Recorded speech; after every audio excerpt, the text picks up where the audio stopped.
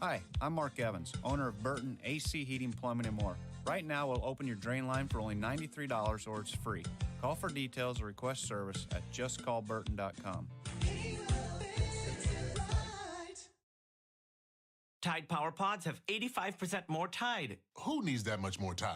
Well, when giving your muddy dog a bath turns into you getting a mud shower. Yikes, you're gonna need more Tide. When your wine tasting becomes a wine spilling. Yeah, you're gonna need more Tide. Or if your favorite shirt is your kid's favorite napkin. Great, I'm gonna need more Tide. My mom gave me that shirt. It's a mess out there. Tide Power Pods have 85% more Tide versus Tide Pods. I'm Howard Mackler, founder of Innovation Refunds. If you own a business and still haven't applied for the payroll tax refund, we want to pay a licensed tax attorney to see if you're eligible to receive up to $26,000 per employee. Go to getrefunds.com, getrefunds.com. At Amazon, there's something for everyone. Prepaid tuition for college, GED, and ESL help full-time and part-time Amazon employees learn and earn more, like Dana. Amazon's footing the bill for it, so we're going to take advantage. Visit aboutamazon.com for more info. The University of Nebraska system helps fill the state's workforce needs, producing 11,000 graduates every single year. To learn more, visit nebraska.edu/NU for NE.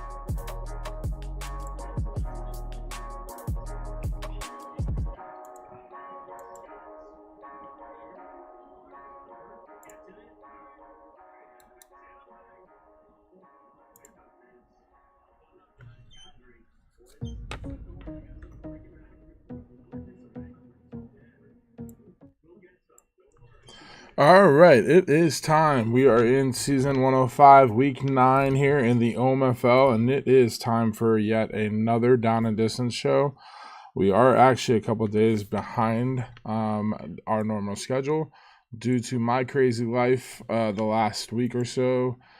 We just have not been able to get on and get a show, but we want to bring you our latest news updates from the Down and Distance side of things. And I have one co-host tonight, that is Cincy Iceberg. Maniac, unfortunately, was unable to join us tonight. But Cincy, welcome, and let's get into the show then.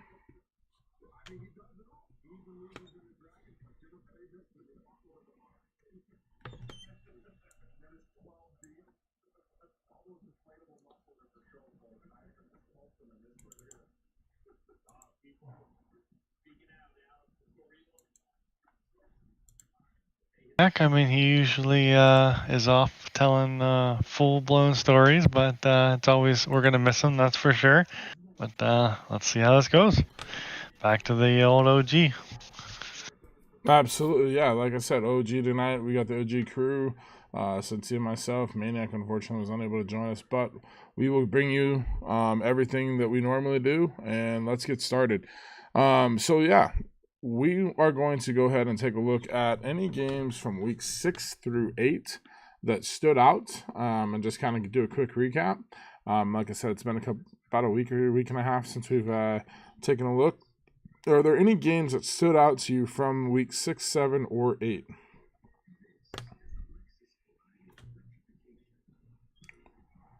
I've got it pulled up here. I've got the couple decent games, but yeah. All right, Cincy, are you there?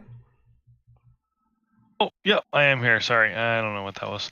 Yeah, I 6 through 8, quite the range there.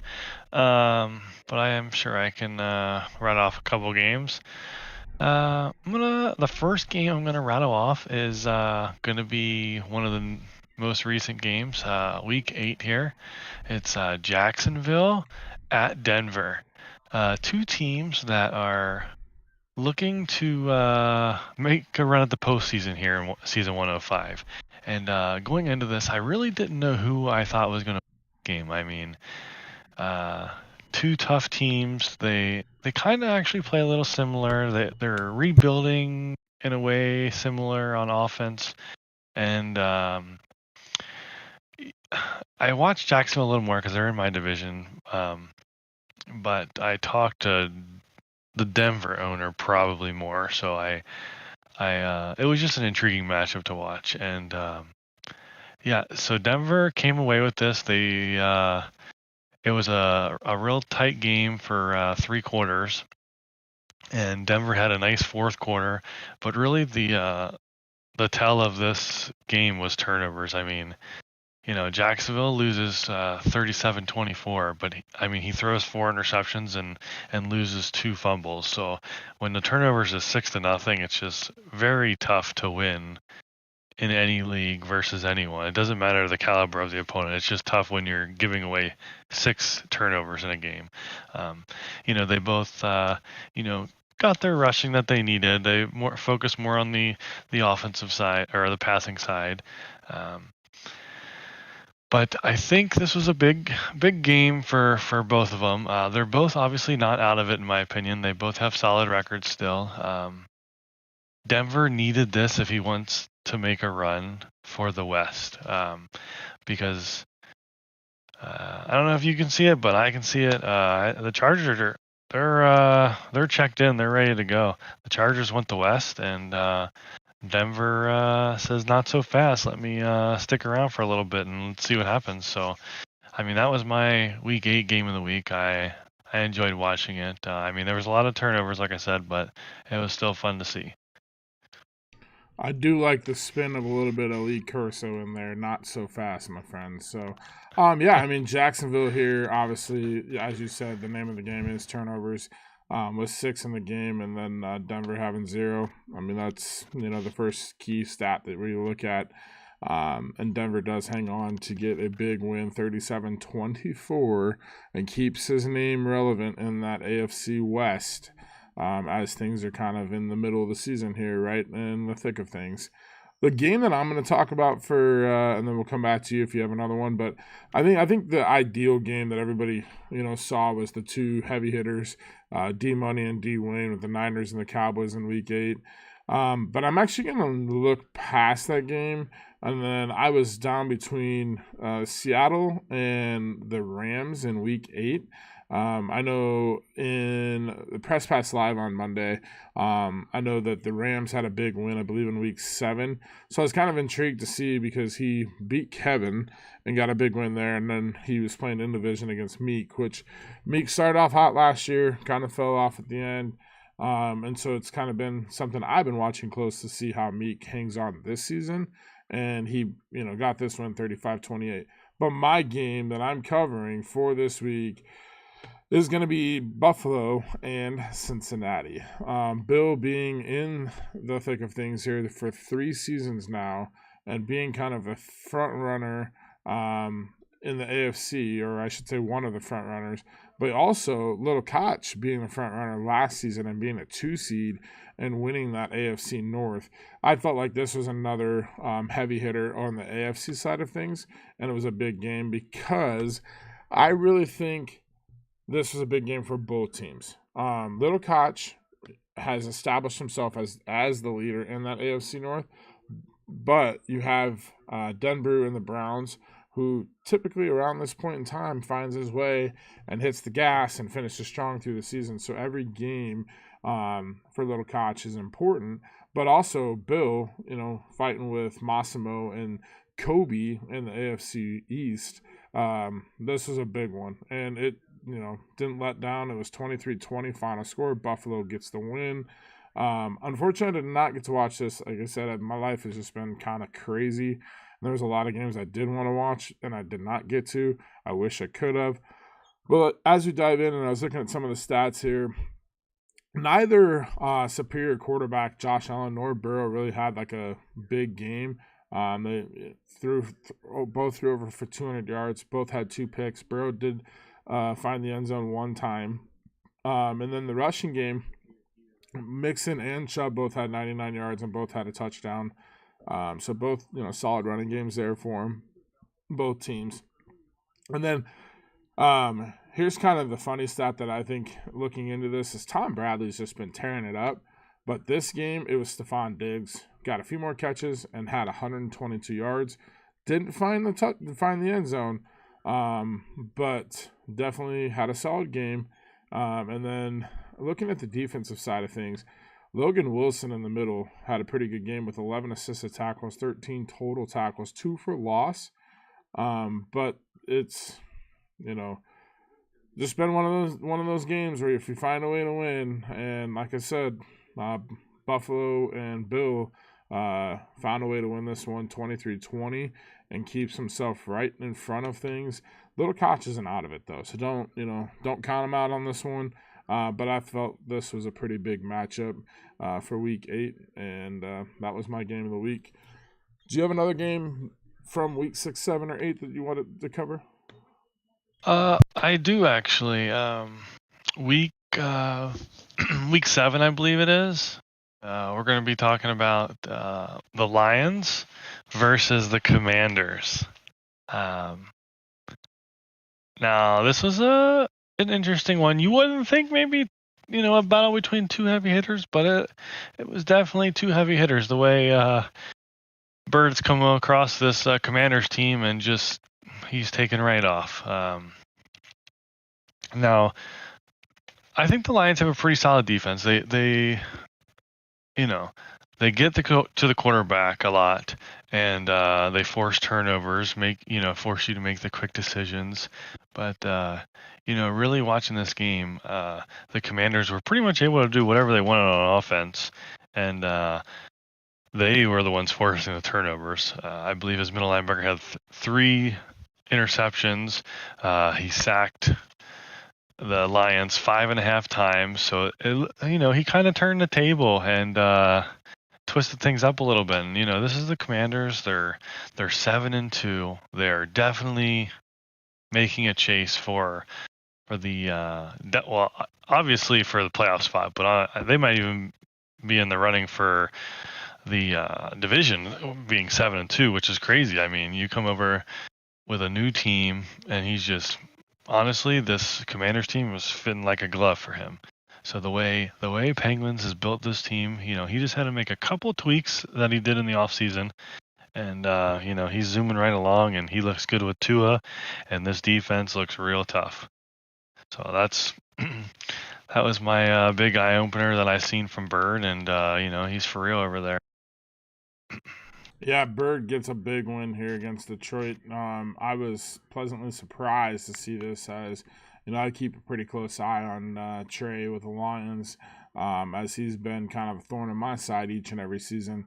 But Bird, like you said, jumps in, new team. Obviously, Penguins, have this roster in pretty good shape. But I think there's always a learning curve, no matter how good the roster is. And Bird really, as I've said in the past, even though he was with, I believe it was the Cardinals, he's a solid owner. Like, he really can put himself in some good positions offensively, defensively, calls a good game. I actually ran into him in the championship in season 1 in the TFL this cycle. And so I just know what he's capable of. And like I said, he gets this roster with the Commanders, and he plays good, solid, efficient football. As you can see here, Tua had a good rating, threw for over 200 yards, 2 touchdowns, limits the picks, gets, forces 3 picks on defense. The rushing game is where it kind of stands out for me. Mike Martin gets, 16 carries, and really kind of nothing like super sexy from a statistical standpoint, but it was efficient. To have 16 carries and almost 5 yards, gets a touchdown. And it allows that to have some balance. I think that's the thing that Trey, struggled in this game at half. He just didn't have the rushing game, the balance. And the Commanders' defense, when you aren't balanced, they have one of the best pass rushes in the league with Chase Young, Jonathan Allen, Montez Sweat. They can really get after the quarterback. And as it showed, sometimes those pressure.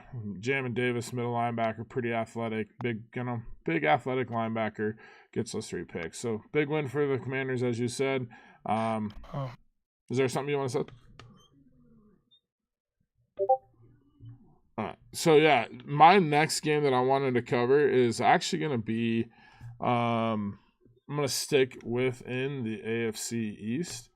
And just quickly, give a shout out here is Kobe. In I believe it was week 8. Kobe had a couple of big games back to back. He had the Bills, and then he has the Dolphins. Kobe pulls out a big win here against Massimo, 31-28. But as I said, that was one game that I really like to look at. I'm going to go back though to gotta find the game here. It was week 7. I also wanted to cover Jacksonville.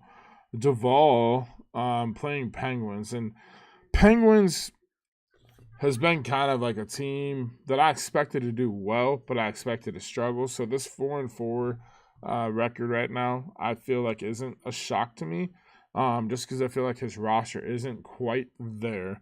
But he has the roster to, shock some people, maybe pull off some big games. And I think he's a season or so away. He had that high draft pick last year. And Duvall, he's back into the thick of things. As you said, he's in your division. And in this game, the quarterbacks both played efficiently, both had over 300 yards. Trevor Lawrence comes out, throws for 308, 2 touchdowns, and no picks. So, good efficient ball there. Russell Wilson, 371, 4 touchdowns and only 1 pick. So you see a lot of passing. But the thing that I like to see here is A.J. Dillon, the big boy power back, getting 20 carries. Yeah, again, it wasn't a super sexy statistical game, 73 yards, but he gets the 2 touchdowns. And, again, only 3.7 yards per carry, but it's efficient ball, sticks to the running game. And then the other side of things from the passing, you're going to see a lot of statistical stats here. George Pickens had a good game. Russell Gage had a good game. Christian Kirk had a good game. So lots of good passing there. And, this is a game that I am was not really looking at it as a game of the week, but it kind of came out to be that way. And it was a big win for Duvall and Jacksonville.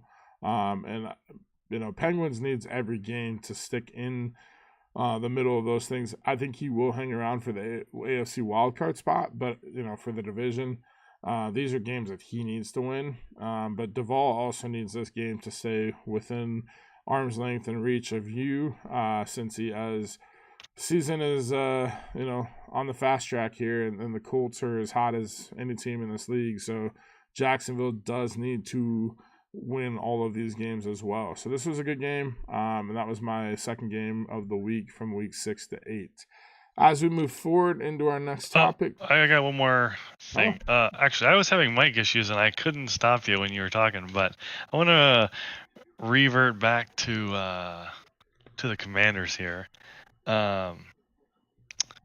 So they played. We just got into week 9, right when we got on this show. We were live into week 9. No games have been played. There was one game that actually just got completed, and it was the 7-1 Commanders versus the 1-7 Raiders.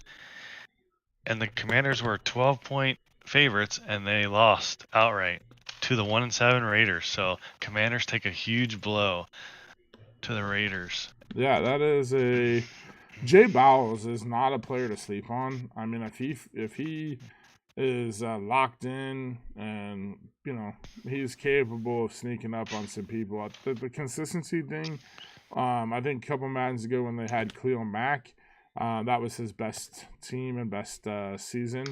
But what's interesting here is I'm looking at this, and now that you pointed that out, Tua takes 4 sacks, throws for 3 touchdowns and 358 yards, and throws for 2 picks. You look at Will Carter, the starting quarterback for the Raiders, who won this game, remind you, comes out with a 32.7 QBR rating with 186 yards passing, no touchdowns, 3 picks. And then I look at the rushing game. 0 sacks. Yeah, and 0 sacks. From a Commanders team that just took care of business the week before. But you look at the running game, Zamir White has a good game. 4 carries for 98 yards. His long was 87, so a chunk of that came off of 1 play for a touchdown. But Josh Jacobs, 12 carries for 34 yards. Like, where is this Raiders points being scored? That's got to be defense. And so I'm kind of looking at this like confused, but like, I'm trying to figure out. And let's go look at the defense. Yeah, Kevin Walker had a defensive touchdown. I'm wondering maybe kick returns. Punt returns? I don't know. Yeah, I'm kind of lost. But it was an interesting game. And that's a big blow for the Commanders, as Dwayne is a team that you don't want to lose a game like this in the Raiders. Or to the Raiders, just because there was 2 rushing touchdowns. So Jacobs and White had 1, and so he scored 3 total. So it was just the 1 defensive touchdown and then 2 rushing. Okay, yeah. So I mean, but like I said, nothing that really stands out on the stat sheet. Rough passing day, nothing crazy running, but it was just enough to get the win, and that's sometimes all it takes is keep plowing ahead. And Jay Bowles does have Dwayne next week, so let's see if he has the same success against another NFC East opponent. But that is a big blow for the Commanders here in week 8 or 9. Yeah, week 9. So yeah, that's going to wrap up our game of the weeks. Moving on to the next section. I am going to just kind of quickly rattle off a couple teams. I want to know what your thoughts are on buying or selling in the middle of this season, since we are kind of like at that halfway point. And I'm just going to kind of go division by division and rattle off a couple teams, and you just quickly say buy or sell, and then kind of just give me a quick summary of that division if you'd like. So we're going to start off with the AFC North, and we're going to go Browns, Bengals, Steelers. Are you buying or selling to be playoff teams? We're not picking winners, just be playoff teams. Oh, just to be playoff teams. Okay. I am buying the Bengals. buying the Browns. They will find it here in the second half. The Steelers, they got a tough patch here. They got a bye week coming right now, and then they got the Bengals, the Bills, the Browns, and the Bengals, and then they end the year versus your Bears. So I'm gonna have to sell the Steelers. He just has too many pieces to fill, and he's gonna be just shy of the playoffs. So we got two teams coming out of the North, according to Cincy, and that's going to be the Browns and the Bengals, both at 4-3, with the Steelers at 4-4, hitting a bye week. Going to the AFC South, we've got your Colts, we've got your Jaguars. Buying or selling? I'm gonna buy my Colts. Hopefully, there's no crazy things that happen. And the Jaguars. That's an interesting team. They've had a pretty solid first half schedule, but I'm gonna sell Jacksonville. I think their second half schedule is just gonna be too rough for them to handle, and they're gonna miss the playoffs. So we're selling the Jaguars, and the only team coming out of the playoffs for the AFC South is going to be your Colts. AFC East, we've got the Bills at 7-1, Jets at 5-3, as well as the Dolphins. Ooh, this is a tough one. Bills are rocking it. I mean, he's on vacation. He's still got a winning streak going, so I'm buying the Bills. The Jets. The Jets are there. They're changing a few things up. I see. They're trying to find different ways to win. I've noticed they're not sticking to the same game plan. I like the Jets coming out of there, and it's gonna be tough. But you know what? I'm gonna say Massimo. He's gonna be fighting for that 7 seed again. I'm gonna sell him right now, but he's fighting for that 7 seed. All right, so we're buying the Bills and the Jets, but selling the Dolphins.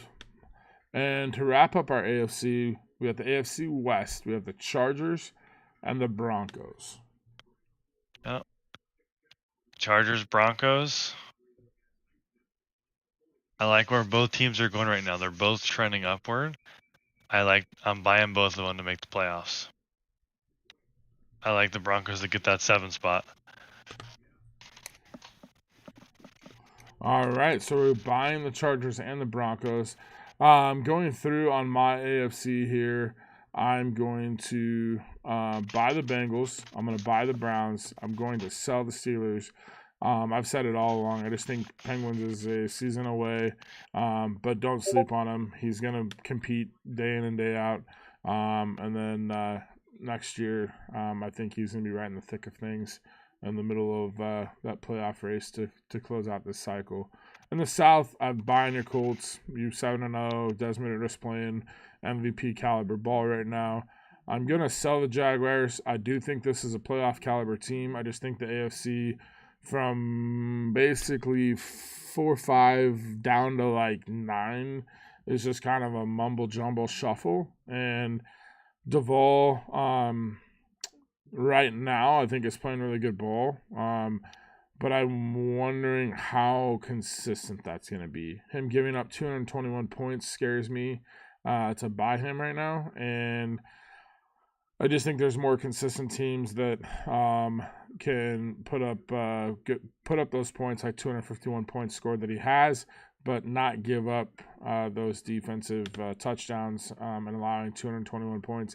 You've got to be able to get a stop, and that 221 points is just not the recipe for it. So I'm going to sell the Jaguars, buy the Colts. The AFC East, I am buying the Bills. Like I said, Bill has established himself for 3 seasons now. He is leading this division and has established himself as a leader on a 6-game win streak. No reason to not buy this team. Kobe and Massimo. These are interesting pieces because I feel like these two guys are Super Bowl caliber teams in the OMFL. And I really think Kobe has struggled this year, which kind of surprises me, giving up 231 points. And the Dolphins, which he hit his stride like going into the last season. So I'm going to, let's see here.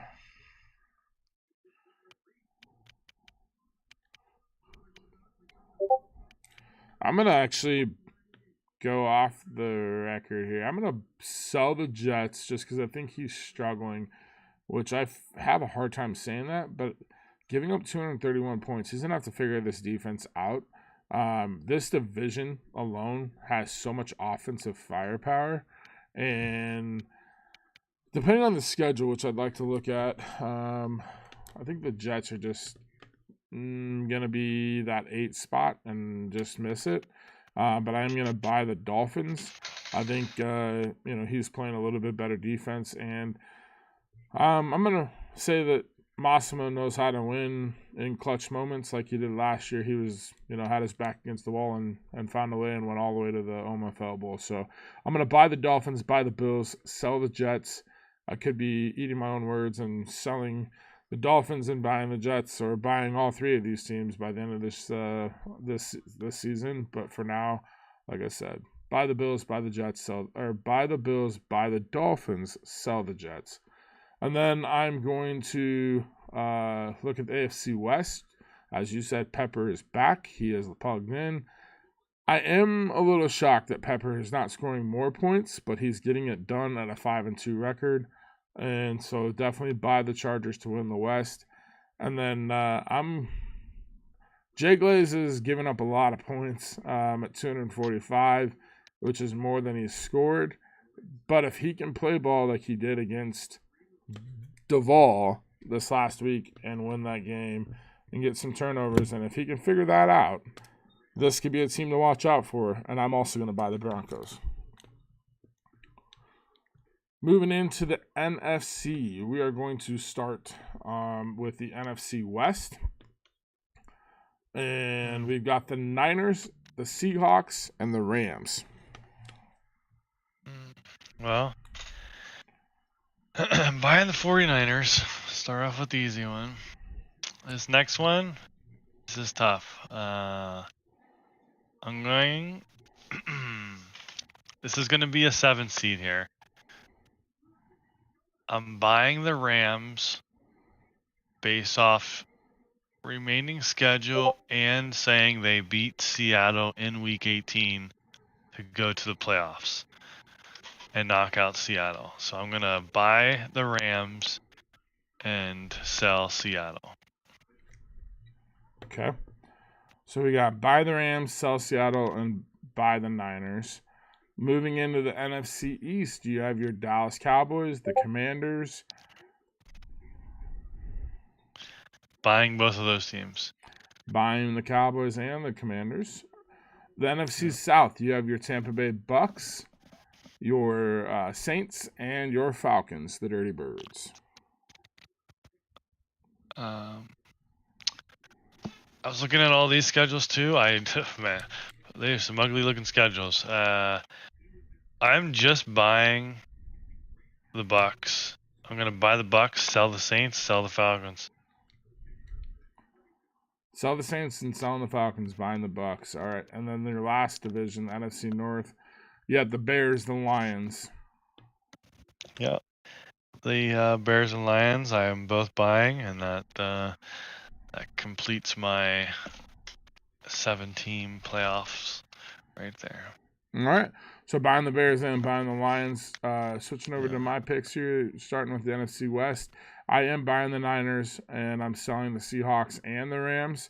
I think the Seahawks have established themselves. I think they're going to be right in the thick of things. I do have them as the 8th seed going in or finishing in that 8th spot, not the 8th seed, because there is no 8th seed, but I'm finishing in the 8th spot, losing that late game that's going to just put them just outside the playoffs looking in. But I do think he is playing much better ball, and I think he will not have that epic collapse that basically just puts him out of the playoffs altogether. But I'm wondering if he's still needs a little more progression with the young quarterback. And I wonder if Kenneth Walker can keep up his success. D Money was gone earlier this season, and he's still got to play the Rams, which have a very good front. So again, he's gonna have some tough games here down the stretch. We'll see what happens, but I am buying the Niners, selling the Seahawks, and selling the Rams. I think Tim's gonna keep himself in the mix of things, but the consistency thing worries me. And he's also giving up over 200 points. In the NFC East, Cowboys and Commanders, I'm buying both of those teams without a doubt, no question. Birds scoring almost 300 points, and this team is just, lights out, playing really good football. But, as you said moments ago, this Week 9 loss to the Raiders, if he has any more of those, that could be, come to a little bit more of a concern down the stretch. But I do think he will at least be a playoff wildcard team. I do think Dwayne wins this division without a doubt. NFC South, I'm buying the Bucks, and I'm going to buy the Saints, but I'm going to sell the Falcons. I think the Falcons are going to stick in the thick of things as well, but I think he's just going to kind of fall out and crack under pressure.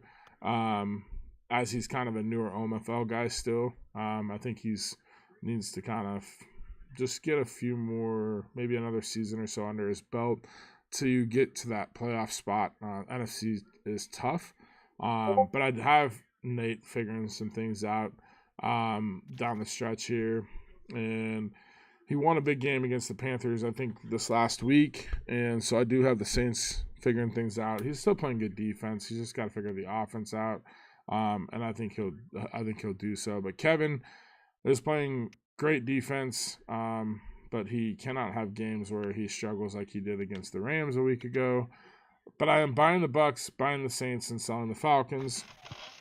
And then in the North, we've got the Bears and the Lions, and I'm going to go ahead and buy both of us. I just hope I don't have an epic collapse and down the stretch and lose track of what I am set out to do this season, and that is to take down the defending champion in Trey. But Trey is 5-3. He's had a couple tough games with the Bengals and the Commanders and a few other teams on his schedule, but he's still sitting at 5-3, still relevant, playing good defense, only 156 points allowed. So I am going to buy them, whether that is a division winner or wild card. I do see the Bears and the Lions both making the playoffs. Wrapping up the buying sell section of our Down and Distance show, we're going to jump over, and I'm just going to throw this out there. I'm not going to listen to teams. I'm just going to ask you directly, is there any team that is tanking or needs to be in tank mode? I know that is not something that Nate likes to hear, wants to hear as the commish, but it's that time of the season. We are halfway through, and is there a team that has turned already focus to this next draft, or is there a team that should do so? Yeah, I don't know. I'm gonna stick in my own division here. I'm not really sure what's going on with the Texans there. He talked a big game at the draft. Thought he had it figured out. Now he's looking at 0-8. He's got his draft picks. Maybe just start looking for next year. That's my advice, Raj. Not really. I don't know. You talk about your defense, but I don't know. It's not the game. Everybody's playing the same game, so I'm not really sure. Something changed, or you just had a magical season 104. I'm not really sure, but just bring out the whole unit and just worry about the off season. Well, there you have it. Firing right back at Roger after the draft show. I know he called you out. So the in-division AFC South rivalry is still fresh and hot. Good flame burning right there between the Colts and the Texans. I am very shocked. I mean, you can't have two teams on further ends of the spectrum. I mean, you're 7-0. The Texans are 0-8. And he's given up over 302 points. I know his emphasis coming into this season was defense, and I don't know if it needs more defense or if it's just adjustments or what. But, yeah, I mean, I think, we all have made comments about how trading that 99 speed receiver to D-Money, that's not defense. That's not going to change anything. But again, at the end of the day, it is a different season. And, I've struggled from one season to the next. And then all of a sudden this season, I've had some success. So hopefully Roger can figure things out. Much love to Roger. Roger's a good dude. He does a lot for the OMFL. And I want him plugged in because when he is, it's a better place here, as he does so much for this league. But yeah, the rivalry is very one-sided in the AFC South right now. For any team, I mean, I think there is a team that really, at this point, needs to focus on the draft. But I'm going to kind of revisit Press Pass Live, and Tony Bono says, "What are you thinking, Maniac?" And you traded your number one potential pick away for David Ajabo, who is not panning out. He is not doing what a number one draft pick is. And I love you like a brother, man, but that pick was going to help you not only bring yourself back into relevance, as you're a very good owner, a very good manager, and a very good play caller, but you get an elite player like that, that's only going to help you bring yourself right back into the mix of things in this division. And you trade that away and go get just another, role depth player. Kind of was like, I'm gonna tune into that. You know what? Actually, I can't. I'm not gonna hold on back. I don't know what was going on through this trade. Okay, you're struggling, and it's gonna be you're announcing it's gonna be a top 5 pick. So guys are drooling all over it. How do you trade? You say you want a defensive end. How do you trade for like a 26, 27-year-old, like 81 overall defensive end? Well, he's not going to become some stud. He's already in the prime of his career. And then you waste it because you get a second round back. You could have traded that one for a better D end, an actual game-changing D end based off our trade value chart. Or you could have just ate it because obviously he's not doing anything this year. You could have drafted something in the top 5, maybe a game-changing D end. Yeah, I mean, and that's where I'm going is I think Maniac comes in. I know he's super excited, and like I said, I love Maniac as a brother. He's one of the guys that I chill talk to probably the most in this league. Along with you, since he obviously is on our show, so we do talk quite a bit. But I guess I'm just kind of like looking at this, and I'm trying to wrap my head around this, and I'm just struggling to do so because Maniac, I feel like, was in that desperation, like, I want to be relevant now, and as anybody does. But here you are trading your top pick. Not only that top pick is going to help you this next season, but as that next season is our last season in the cycle, you could have gotten a rookie, built him up for one season, and it been an immediate import, whatever position you want or need.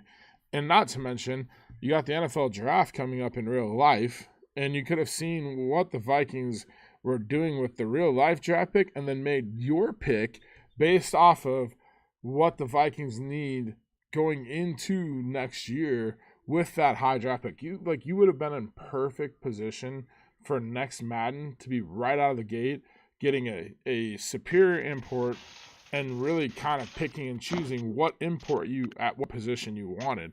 But again, I mean, I'm just confused because David Ajabo's not.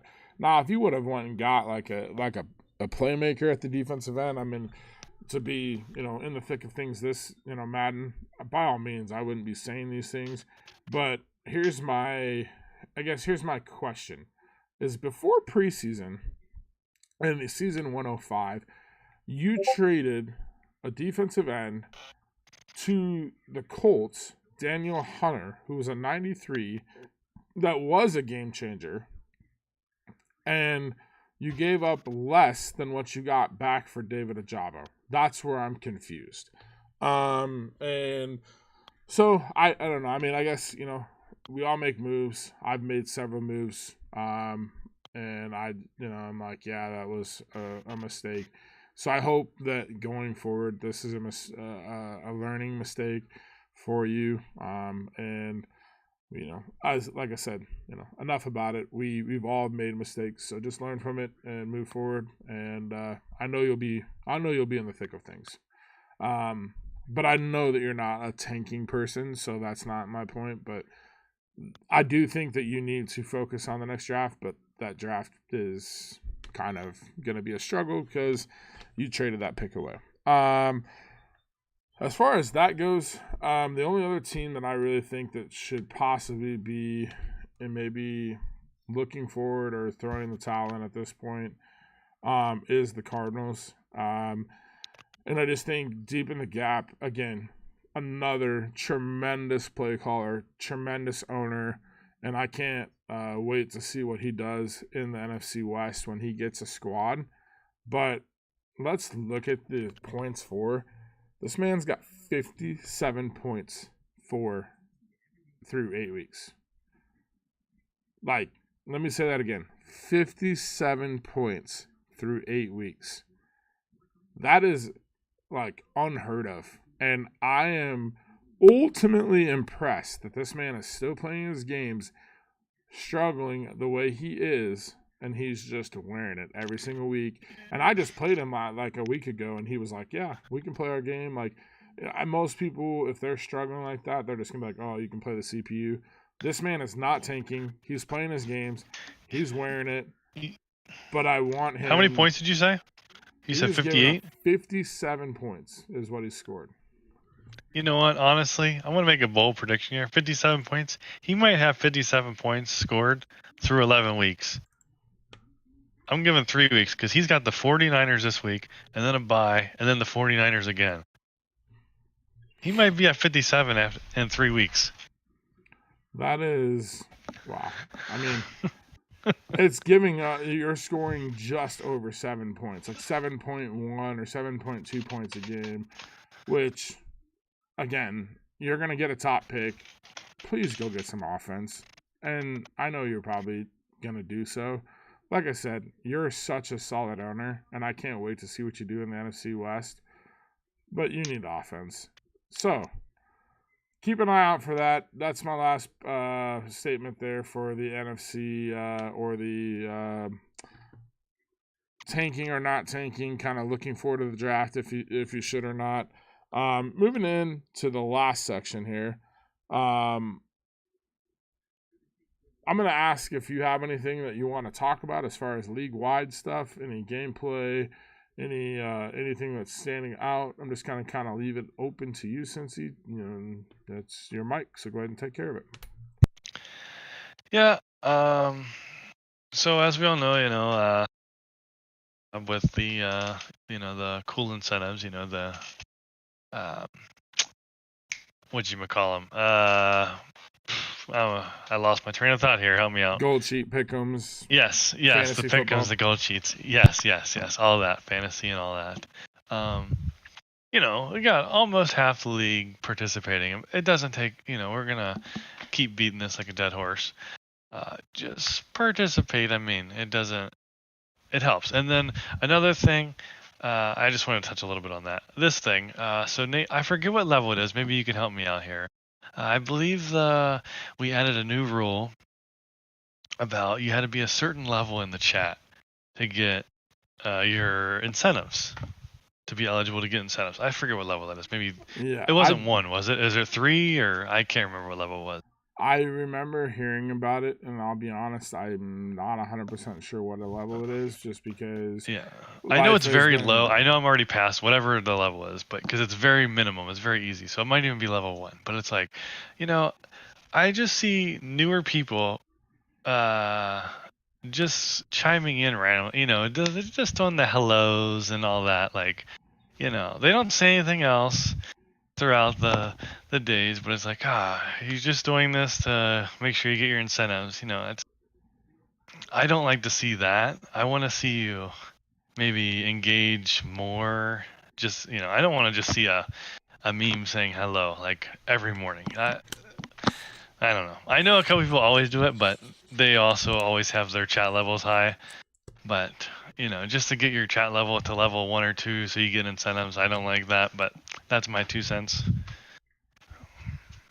Yeah, I mean, I think where you're going is those who post like the memes in the morning with the little coffee stuff or whatever. Those guys tend to also be like in the chat pretty regularly. Those who are just throwing that meme out there just to throw something out there for the random conversation.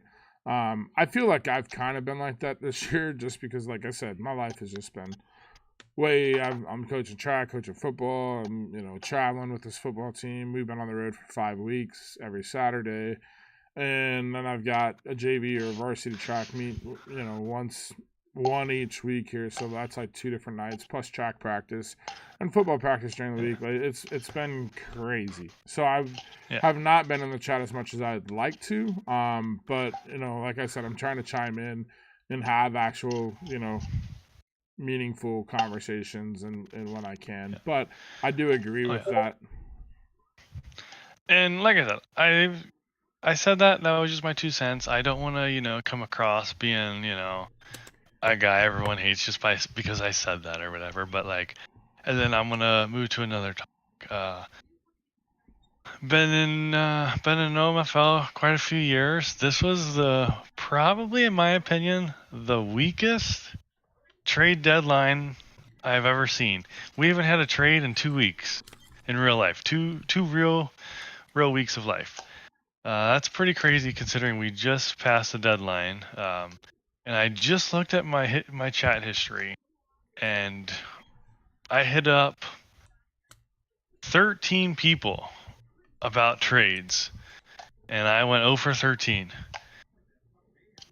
I couldn't get a trade through, and everybody was worried about something. I mean, majority, I know there were some cap issues or, cap penalty issues with people, and then certain people got to hold on to their core, or, it's just tough because you can't, everybody builds their team the own way. If you're a losing team and you're holding on to, 4 or 5 core guys, do you want to rebuild? No, I guess not. There's only 1 season left, so they're just hanging on for their almighty. It's just a shame we had 0 moves made. I know a few people approached me on moves, and we just couldn't work anything out, but I always like seeing deadline deals. So that was a bummer. Absolutely. I think, just touching, the only thing I want to touch in is absolutely what he said earlier is just take advantage of the opportunity to try and get some incentive points, through the pick'em, the gold sheets, the fantasy football, even just participating in the chat and making yourself, rather than a bronze, a silver, or gold. There's some things that they're, and everyone else that is participating is taking advantage of that, and you're missing out just by simple participating. You don't even have to do the gold sheet or the pick'em or the fantasy football. I mean, obviously that stuff all helps if you place and do well, but that's 3 people, but everybody in the league is participating kind of in the participation thing, and ultimately that's what makes this the best league around. And I'm not gonna lie, this is the best league around. This is the staple. You're not gonna find another league. The grass is not greener on their side. You can go ahead and search. You'll be back. Well, I've done it. There's others that have done it. So learn from us. Don't even try. Don't even think about it, because the other side is brown, on fire. You'll be back sooner than you would think. So to wrap it up with our show, we're in week 9. Pick 1 game. Tell everybody what 1 game to watch. We are picking 1 game from week 9. 1 game from week 9. Tell them what game that everybody should be tuning into. Ooh, okay. Give me 1 second here to pull up week 9 here. Sorry. I'll give you a second. I'll give you a second. I'll go ahead and pick my game. I'm gonna pick the Chargers and the Broncos. It's an in-division matchup. The Broncos have to win this game, I feel like. But the Chargers, it's very important to separate some distance between the Broncos. The Broncos come off that big win against Duvall and the Jaguars. If he can stay hot, pick this game, and make a statement here, the Broncos will definitely be in the thick of things. And the Chargers, I'd like to see a little bit more offensive explosion from this team that Pepper is very capable of doing. But look for this just to be a really good division shootout. But that is going to be my Week 9 game for everybody to watch, is the Chargers and the Broncos. All right, my Week 9 game of the week is going to be also in the AFC. It's going to be Cincinnati at New York Jets. Little Koch is sitting at 4-3, and Kobe's sitting at 5-3. This is a really big game for both teams. The loser of this will have 4 losses through 9 weeks. They are putting their backs against the wall in the AFC. So, it's a really big game, and I'm fearful for whoever loses this game is going to have a hard time scratching their way to the playoffs. So I'm definitely tuning into that one. Yeah, I think that's a good pick as well. That was one game that I looked at. Another just kind of honorable mention games. The Browns-Bills would be a good one. Seahawks-Jags could be a good one. Your Colts versus the Saints could be a really big game.